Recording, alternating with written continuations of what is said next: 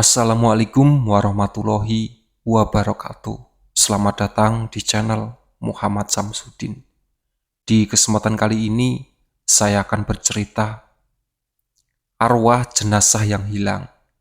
Sebelum masuk ke ceritanya, jangan lupa subscribe dulu ke channel ini. Selamat mendengarkan. Tak lama berselang, sosok Taufan yang sejak tadi terus dibicarakan oleh mereka yang berkumpul di halaman rumah Junaidi pun akhirnya muncul di ujung jalan. Laki-laki itu tampak benar-benar baru pulang dari sawah seperti yang sudah diprediksi oleh Samsul. Semua orang sadar bahwa laki-laki itu akan melintas, sehingga mereka bisa mungkin bersunda gurau layaknya orang yang sedang berkumpul pada umumnya. Hal itu jelas membuat Taufan tidak merasa curiga, bahkan tidak membuat Taufan tertarik untuk melirik sedikit pun ke arah perkumpulan tersebut. Taufan terus bersepeda lurus menuju Jalan Bakung agar nantinya bisa langsung menuju rumahnya di Jalan Yudhistira melalui jalan pintas di tengah Jalan Bakung yang biasa ia lewati.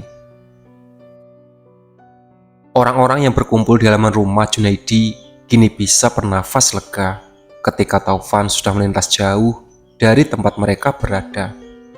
Rifka masih menatap Arumi seakan ingin memastikan bahwa Arumi melihat apa yang dilihatnya tadi ketika Taufan melintas. "Iya, aku juga lihat yang kamu lihat, Rif," ujar Arumi sebelum Rifka mengeluarkan suara sedikit pun. Semua orang kembali mengalihkan tatapan ke arah wanita itu. "Itu bukan salah satu arwah warga desa yang namanya ada dalam daftar milikku kan? Yang tadi kita lihat itu berbeda kan? Dan hanya kita berdua yang lihat sosoknya kan?" tanya Rifka. Kamu benar. Sosok yang duduk di boncengan sepeda Mas Taufan tadi hanya kita yang bisa melihatnya. Aku pun bisa memastikan padamu bahwa sosok tadi itu bukanlah salah satu warga desa ini yang namanya ada di dalam daftar milikku, jawab Arumi. "Sebentar, maksud kalian tadi itu ada yang duduk di belakang sepeda Mas Taufan saat sedang melintas?" tanya Muklis kembali merasa merinding. "Iya Muklis, tapi dia berbeda dari arwah-arwah yang wujudnya bisa kalian lihat bergentayangan di desa ini saat malam hari. Dia bukan arwah hitam, tapi sama jahatnya dengan arwah hitam. Dia itu sejenis lelembut yang sepertinya memang diperintahkan untuk mendampingi Mas Taufan selama mengerjakan perihal penyidikan perjamuan para jin yang menempati tanah kosong itu. Sosoknya sangat cantik.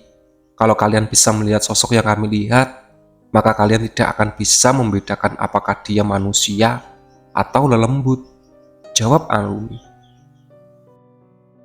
"Dan sosok lembut itu diperintahkan untuk mendampingi Mas Taufan dalam hal apa?" Hendy ingin tahu. "Ya, dalam semua hal, Hen.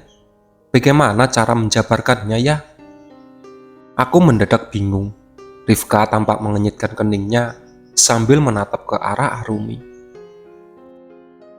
"Singkatnya, sosok yang tadi kami lihat adalah pendamping yang sudah ditetapkan oleh bangsa jin untuk Mas Taufan. Dengan kata lain, dia sudah dikawinkan dengan Mas Taufan dan sudah resmi menjadi istrinya ya. Ya, sekarang kalian semua pasti paham lah.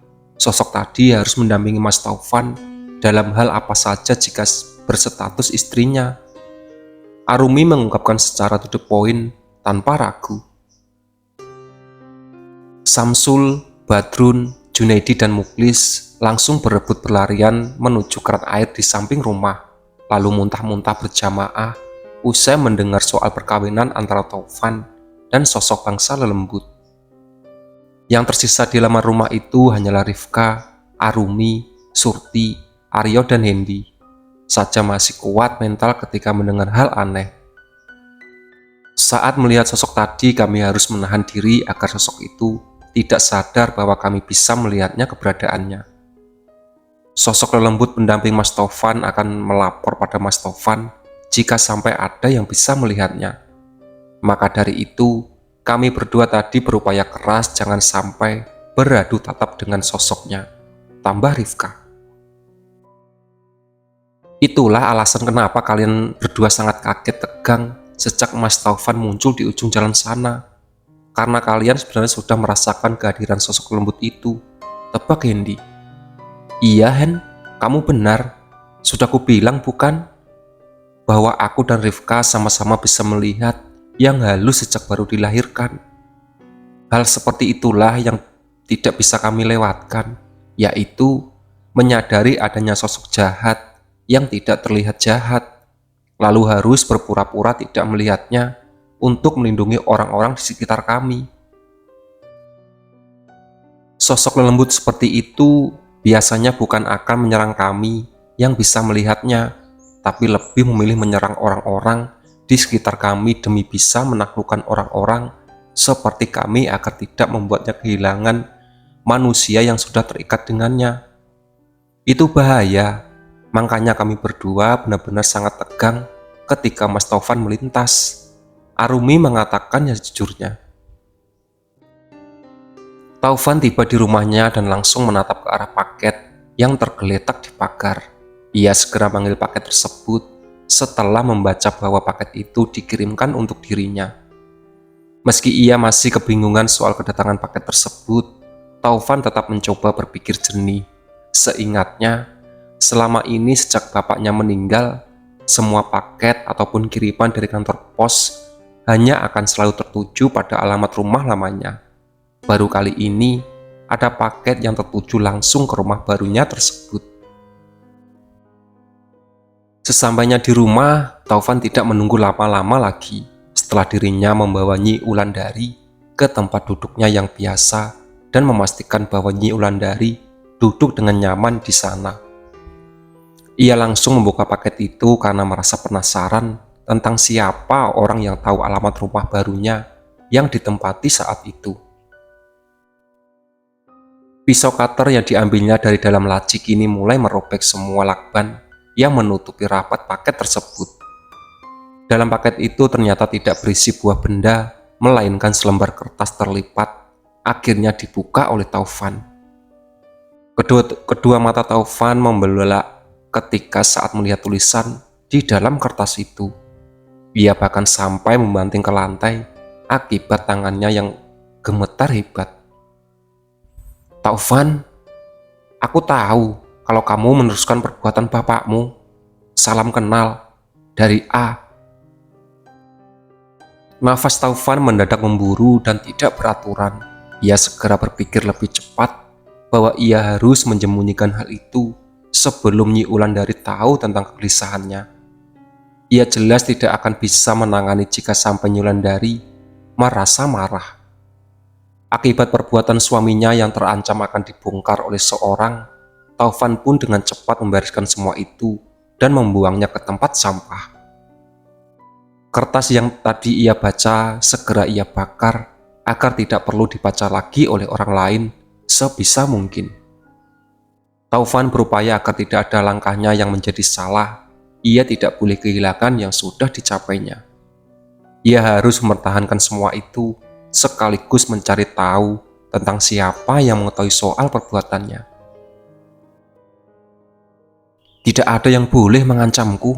Aku tidak terkalahkan, batin Taufan. Lembutnya dekapan dari arah belakang yang diterima oleh Taufan saat itu membuat kembali tersenyum selama beberapa saat.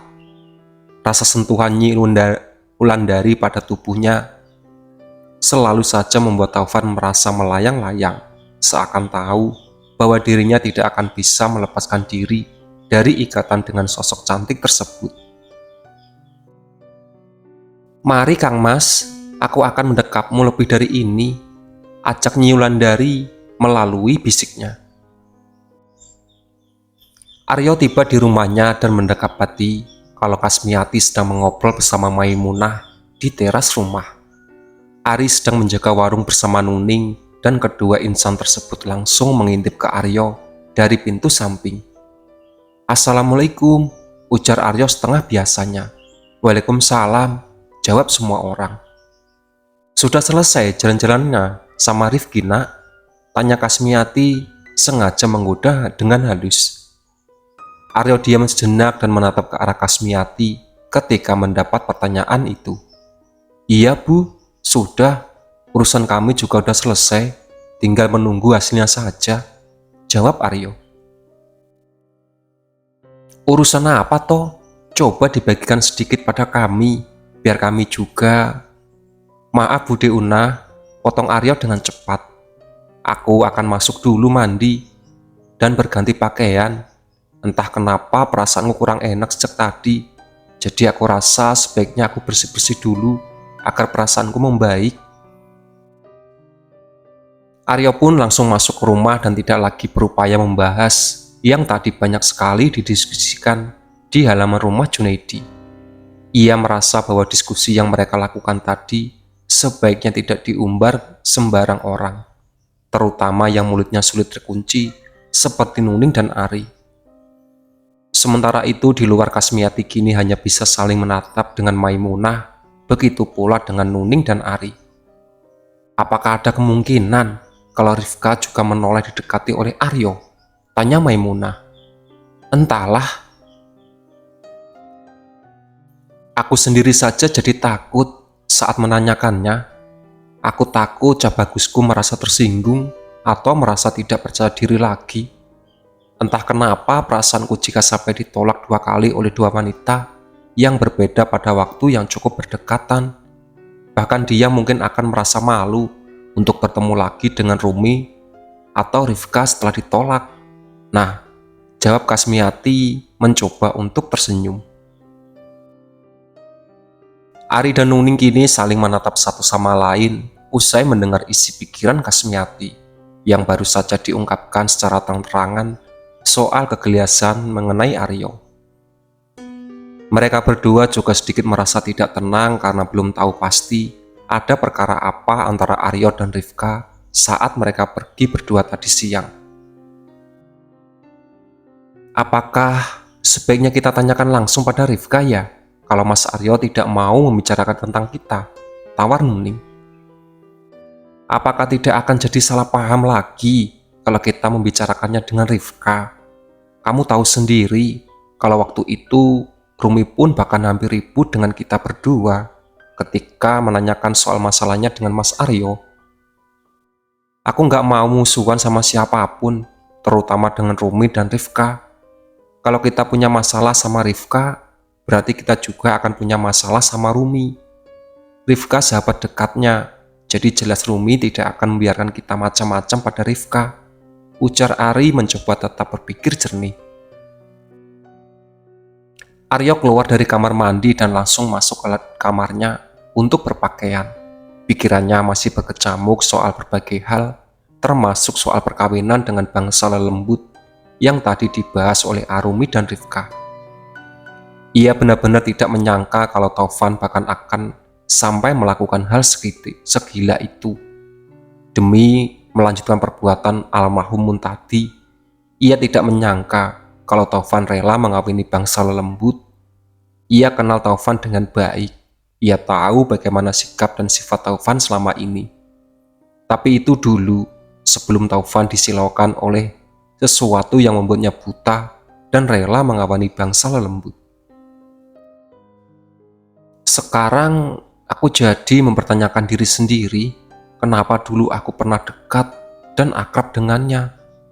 Kenapa justru orang-orang yang normal seperti Hendri, Badrun, Samsul, dan yang lainnya tidak menarik keinginanku untuk berteman? Kenapa harus seperti Taufan yang justru aku jadikan panutanku, dan sekarang aku justru seperti sedang melihat sesuatu yang terbalik dan tidak pernah pada tempatnya? Batin Aryo seraya meremas kuat pakaian yang akan dipakainya.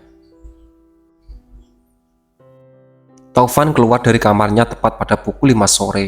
Laki-laki itu baru saja menuntaskan kewajibannya sebagai suami pada Nyi Ulandri. Pikirannya masih sekacau tadi. Ia terus saja memikir soal paket berisi tulisan yang membuatnya kaget setengah mati. Ia benar-benar ingin tahu siapa orang yang mengetahui semua perbuatan bapaknya dan juga perbuatan sampai detik ini. Ini tidak bisa dibiarkan. gumam Taufan. Aku harus segera melakukan sesuatu sebelum semuanya menjadi berantakan. Aku akan kacaukan desa malam ini agar orang tahu soal perbuatanku itu menjadi merasa terancam. Laki-laki itu berjalan menuju kamar ritualnya dan membakar kemenyan merah untuk memanggil makhluk biasa yang ia utus membunuh calon korban yang baru. Meski malam perjamuan seharusnya masih 7 hari lagi, Taufan merasa sebaiknya malam perjamuan ini segera dilaksanakan agar semakin sedikit yang berani keluar pada malam hari di desa Grobogan. Makhluk yang dipanggilnya datang tak lama kemudian. Taufan pun langsung memberi perintah untuk membunuh korban dan jenazahnya akan dicuri malam ini. Makhluk itu mengangguk, lalu pergi dengan cepat dari hadapan Taufan untuk mendatangi korbannya. Taufan terus duduk di hadapan meja ritualnya untuk bertapa. Ia ingin semuanya berjalan dengan lancar, sehingga enggan beranjak dari tempatnya. Aryo akhirnya keluar dari rumah setelah mandi dan berpakaian. Semua orang kembali menatapnya yang jauh, terlihat lebih segar sore itu. Perasaan Aryo jelas menjadi jauh lebih baik setelah membersihkan diri. Rasa penat yang tadi bergelayut dalam pikirannya telah menghilang sepenuhnya.